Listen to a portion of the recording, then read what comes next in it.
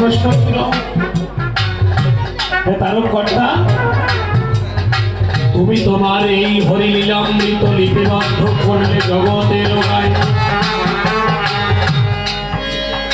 এই হরিলীলামৃতটা অধ্যয়ন করি আমি হরি আচার্য, শুধু কয়েকটা রোগ সারার বিধান পেলাম।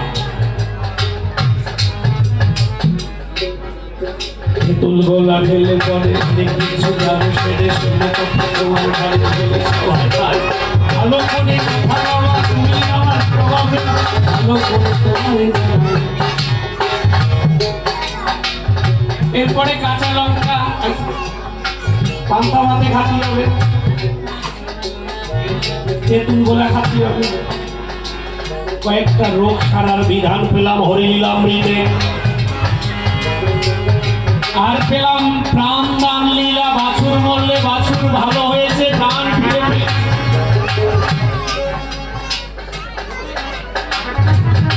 তারপরে মানুষের প্রাণ ফিরে পেয়েছে, এই প্রাণ দান লীলা পেয়েছে। টোটাল হরিলীলামৃতে আর কিছু খুঁজে পাইনি।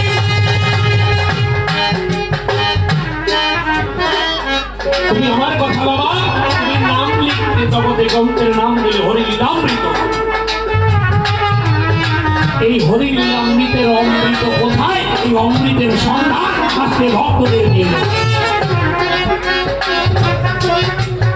আর পরে তার কাছে বলি আমি প্রশ্ন দিয়ে যাই, কারো কথা শুনে কথা তোমার কাছে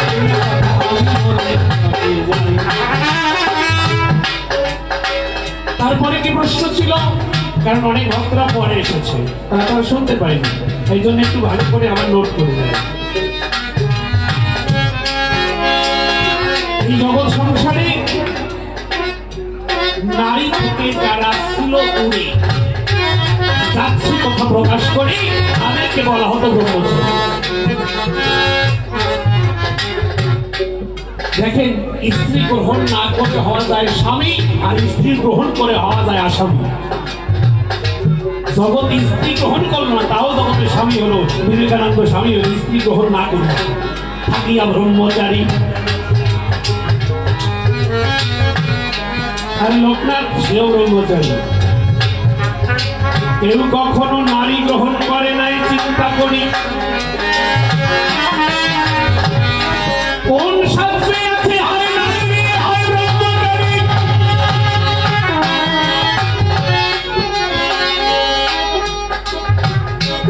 তুমি কোন শাস্ত্রে পেয়েছ?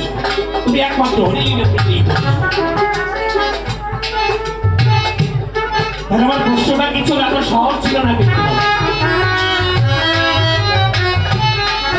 তুমি যখন মহাপ্রভুর কাছে, মহাপ্রভু ছিলেন, তোমার মা সতী দেবী যখন অন্ন মাখিয়ে তোমার মুখে দিয়েছে নিমাই মুখে, তখন নিমাই বলেছে মা কাঁদছো কিসের লাগি? মা বলছে নিমাইয়ের কাছে ডাকি তাই।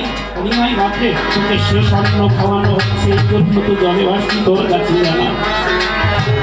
মামু বলছে তবগর্ভ এড়াইতে সাধ্য নারী গো আমার, তবগর্ভে জন্ম লব মাগো আরো দুইবার, সেই জন্ম নিব মাগো ওই স্বর্ণ করে, হরিণকে মাগাইব সর্বদেব। আজকে আমি তোমার কাছে, যেহেতু তুমি গ্রন্থ লিখেছ, এখান থেকে যেই মহাপ্রভু সেই হরিচা। একবার বললে মহাপ্রভু থাকা অবস্থায় নারী ভালো না, নারী সাধন পথের কাটা, নারী ভরে জ্বলছে মুনির জীবন।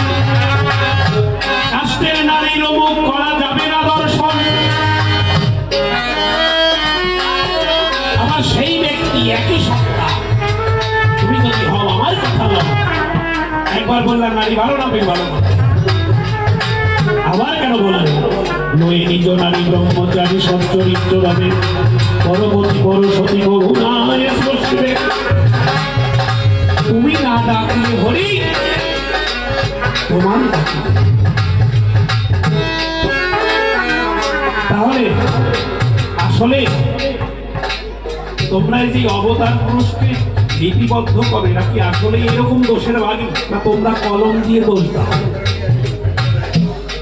রামচন্দ্র বলছেন প্রতি ধর্ম শ্রেষ্ঠ। যখন রাম শেষে তারপরে আসে তখন বলে প্রতি ধর্ম নাই গোপী ধর্ম শ্রেষ্ঠ। আমি বলি প্রতি সেবা করলে সকল কিছু হয়ে যায়। কৃষ্ণ আসার পর বলছে না প্রতি ধর্ম না, নিজের প্রতি বাদ দিয়ে গোপী ধর্ম শ্রেষ্ঠ।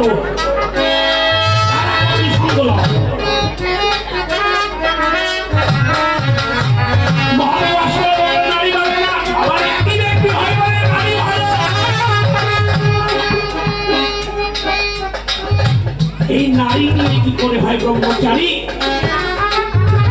বলো তুমি সবাই আমার চাই, তোমার কাছে পরিষ্কার জানতে চাই। আর মহাপ্রভু শিব জগতে হরিনাম দিলাম, পৃথিবীতে আছে যত নগরাদি নাম সর্বত্র প্রচার হইবে আমার মধুর হরিনাম। হরিচাঁদ ঠাকুর আসলো হরিনাম দিল।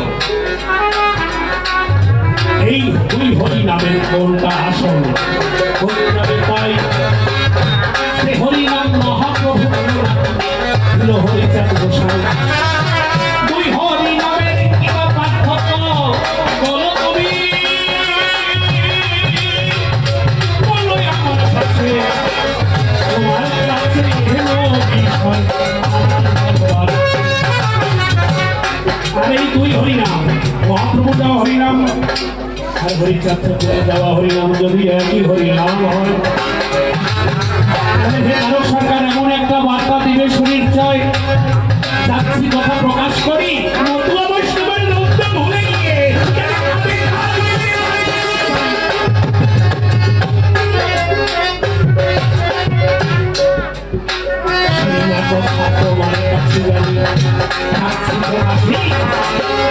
তুই হরিনামের কোন হরিনামের সেই মাতা ভাত তোমার কাছে আমি জানি করতে চাই। ভালো করে জবাব দিয়ে ভালো এই তোমার দ্বাদশ ভালো করে আমার কথা বলবে। দ্বাদশ মূল মাহাত্ম্য তুমি সুন্দর করে বলবে। আচ্ছা একটা কথা মাত্র বলি যে দ্বাদশ মূল কথা এটার আবার বিশ্লেষণটা কিন্তু পরিষ্কার কথা যে সত্য সদা সত্য কথা বলবে, এর আর বিস্তীর্ণ কিভাবে বলবে? আচ্ছা বাবা কোনটা সত্য কোনটা মিথ্যা তাই তো বুঝলাম না। যেমন বল প্রতিদিন সূর্য কোন দিক দিয়ে ওঠে? দক্ষিণ দিকটা না? ওটা তোমরা দক্ষিণ দিকে ওঠে না? কোন দিকটা? পূর্ব দিকে। অস্ত যায় কোন দিকে? পশ্চিম দিকে। এটা তো সত্য। কি বাবা বলেন আপনারা সত্য? সত্য তো? বিজ্ঞান বলছে সূর্য ওঠেও না ডোবেও না। এখন আমার বলেন কোনটা সত্য? সূর্যের কোনো প্রভাব নাই আর ওঠাও নাই।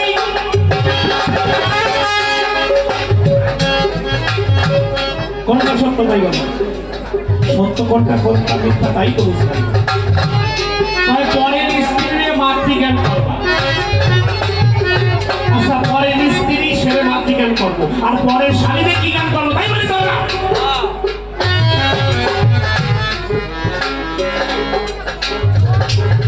না? কি কর যুক্তি আছে কিনা কথা?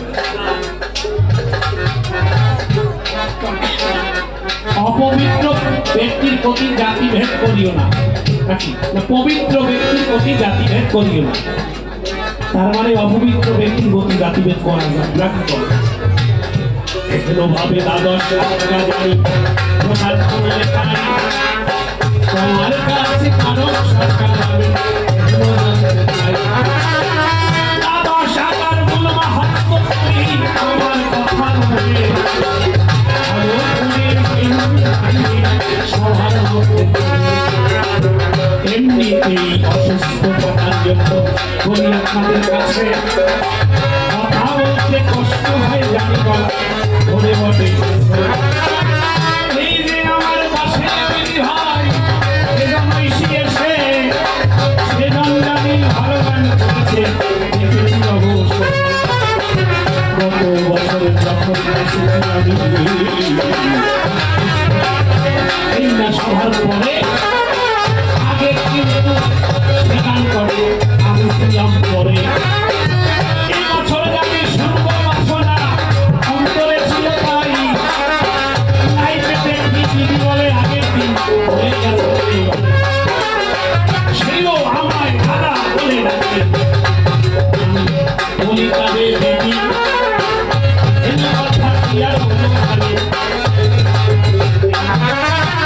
এই তো বলি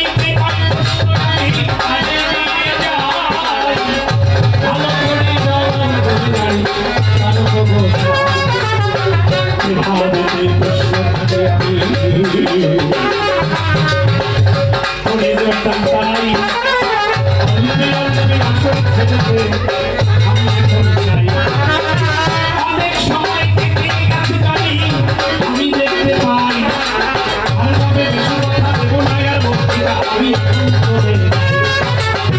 এসে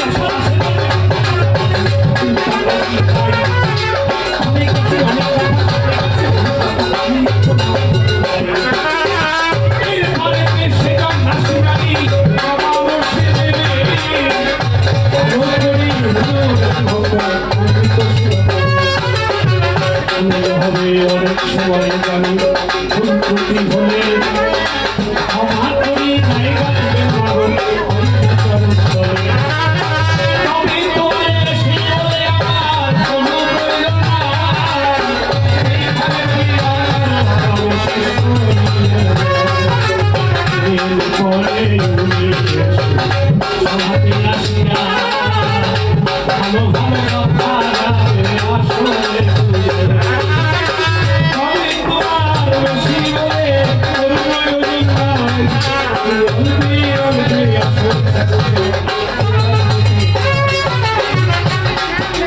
তবে আর বেশি কথা বলবো না এরপরে